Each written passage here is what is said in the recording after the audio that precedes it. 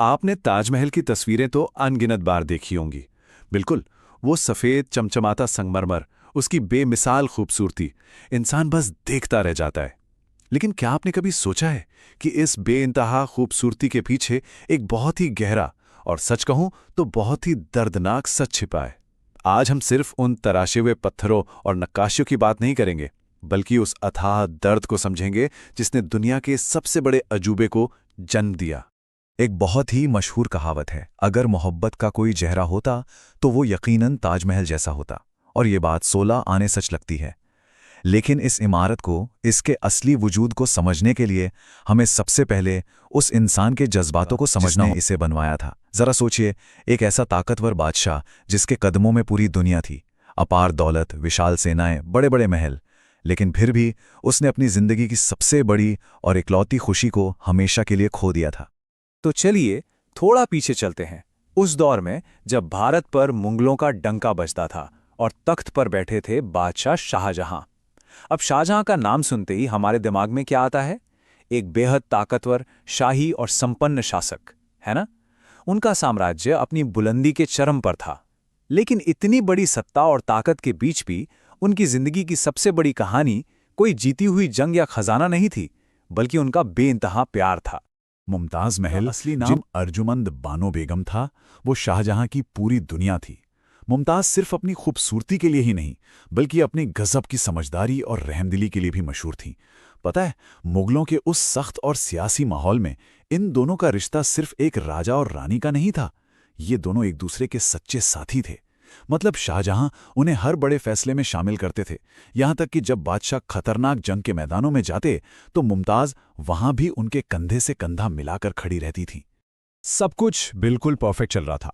लेकिन फिर आया साल 1631, बुरहानपुर का वो मनहूस साल जिसने इस खूबसूरत प्रेम कहानी को हमेशा के लिए एक बहुत ही दर्दनाक मोड़ दे दिया। शाहजहां एक बहुत ही अहम सैन्य अभियान में उलझे हुए थे। चारों तरफ जंग का तनाव था और इसी बीच अचानक एक ऐसी मेडिकल इमरजेंसी आ गई जिसने पूरी छावनी और शाही महल की सांसें अटका दी। 14, जी हाँ, उस वक्त मुमताज अपने 14वें बच्चे को जन्म दे रही थीं।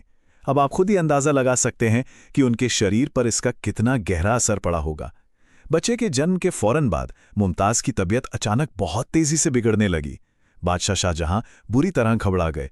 आनन फानन में सबसे बेहतरीन हकीमों को बुलाया गया, हर मुमकिन दवा दी गई, अनगिनत दुआएं मांगी गईं, लेकिन अफसोस कोई भी कोशिश काम नहीं आई। कहते हैं कि अपने आखिरी पलों में जब मुमताज की सांसें उखड़ने लगी थीं, तो उन्होंने शाहजहां का हाथ कसकर पकड़ा और उनसे एक आखिरी वादा लिया। उन्होंने कहा, मेरे बाद कुछ ऐसा करना कि ये दुनिया हमारे प्यार को हमेशा याद रखे। और ठीक उसी पल जब मुमताज ने हमेशा के लिए अपनी आंखें मूंद लीं, समझ लीजिए कि मुगल साम्राज्य का इतिहास हमेशा के लिए बदल गया। मुमताज के जाने के बाद शाहजहां का जो हाल हुआ वो रोंगटे खड़े कर देने वाला है। ये कोई आम दुख नहीं था। जरा कल्पना कीजिए, दुनिया के सबसे शक्तिशाली बादशाह ने खुद को एक अंधेरे कमरे में कैद कर लिया। उन्होंने कई दिनों तक अन्न का एक दाना तक नहीं खाया। उनका वो सारा राजपाट, वो खूबसूरत संगीत, वो भव्य महल, अब उनके लिए सब मिट्टी के बराबर था। इतिहासकार बताते हैं कि इस सदमे का असर इतना गहरा था कि महज कुछ ही महीनों के भीतर शाहजहां के बाल पूरी तरह से सफेद हो गए थे। और फिर इसी अथाह दुख और अकेलेपन के बीच शाहजहां ने एक बहुत बड़ा फैसला लिया। उन्होंने अपनी बेगम को दिया गया वो आखिरी वादा निभाने की ठानी। उन्होंने एक ऐसी भव्य, ऐसी अद्भुत इमारत बनाने का संकल्प लिया जिसे आने वाले युगों तक, सदियों तक ये दुनिया कभी भुला नहीं पाएगी। और दोस्तों, यहीं से नींव पड़ी दुनिया के उस अजूबे की जिसे आज हम ताजमहल कहते हैं। अगर हम शाहजहां की जिंदगी के दूसरे हिस्से को देखें तो वो बस इन चंद तारीखों में सिमट कर रह जाता है। 1631 का वो मनहूस साल जब मुमताज उन्हें छोड़ गईं। उसके ठीक अगले साल 1632 में उन्होंने आगरा में निर्माण कार्य शुरू करवा दिया। और फिर अगले 22 सालों तक उनका बस एक ही मकसद था, इस वादे को पूरा करना, जब तक कि 1666 में उनकी खुद की मौत नहीं हो गई। अब जरा इस इमारत के बनने की कहानी सुनिए। ये कोई मामूली काम तो था नहीं। इसके लिए शाहजहां ने पूरी दुनिया से सबसे बेहतरीन हुनर को एक जगह इकट्ठा किया। फारस, तुर्की, अरब और भारत के कोने कोने से मास्टर कारीगर बुलाए गए। कोई पत्थरों पर जादुई नक्काशी करने में माहिर था, तो कोई कुरान की आयतें उकेरने में। आगरा में यमुना किनारे जगह चुनी गई। राजस्थान के मकराना से दुनिया का सबसे शुद्ध सफेद संगमरमर मंगवाया गया। और जानते हैं, इन भारी भरकम पत्थरों को कैसे लाया गया? इसके लिए हजारों हाथियों की एक पूरी फौज लगा दी गई थी। 20,000।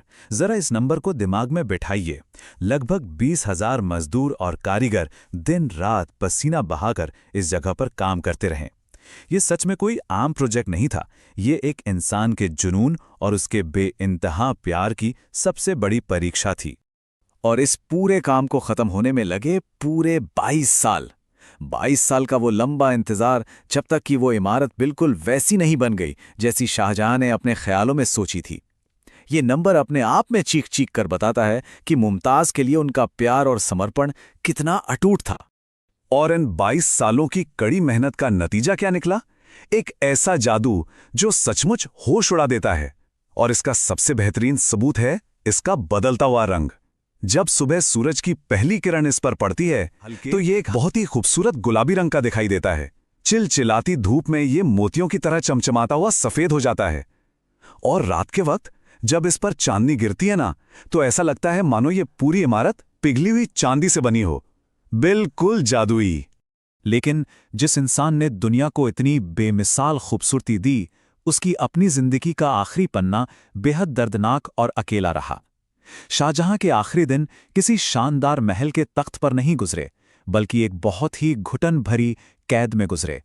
ये इतिहास की सबसे क्रूर विडंबनाओं में से एक है। जिस इंसान ने पूरे मुगल साम्राज्य पर एक छत्र राज किया, जिसने दुनिया का सबसे बड़ा अजूबा खड़ा कर दिया, अपने सगे बेटे औरंगजेब ने सत्ता के लालच में उसे गद्दी से उतार फेंका। और इतना ही नहीं, उसे उसी के आगरा के किले में एक कैदी बनाकर छोड़ दिया।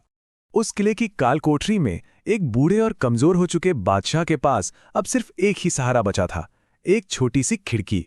वो हर रोज उस खिड़की से बस अपने बनाए हुए ताजमहल को टकटकी लगाए देखते रहते थे। शायद उसे देखकर उन्हें लगता था कि मुमताज आज भी उनके आसपास ही हैं। और इसी खिड़की से देखते देखते साल 1666 में उन्होंने अपनी आखिरी सांस ली। उनकी आखिरी ख्वाहिश का सम्मान करते हुए उन्हें भी उसी ताजमहल के अंदर मुमताज की कब्र के ठीक बगल में हमेशा के लिए सुला दिया गया। खैर, आज जब हम ताजमहल की बात करते हैं तो इतिहास, भावनाएं और ढेरों कहानियां आपस में उलझ जाती हैं।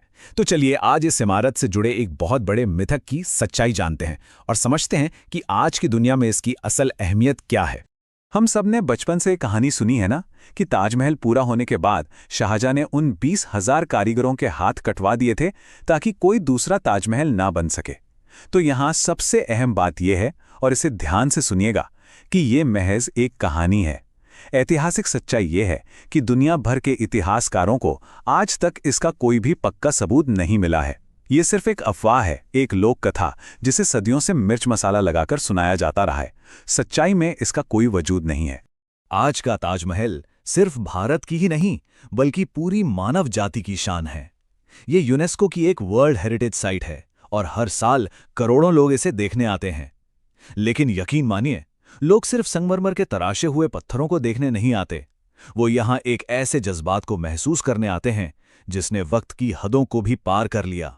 ये इमारत एक इंसान के दर्द, उसके प्यार और उसकी अमर यादों का सबसे बड़ा जीता जागता सबूत है। और इसीलिए इस चर्चा के आखिर में हम वापस उसी बात पर लौटते हैं जहां से हमने शुरुआत की थी। ताजमहल कोई ईंट पत्थरों का ढांचा नहीं है। जब भी आप इस भव्य इमारत को देखते हैं तो वो पुरानी कहानी अपने आप जिंदा हो उठती है। सच में, अगर मोहब्बत का कोई चेहरा होता तो वो यकीनन ताजमहल जैसा होता।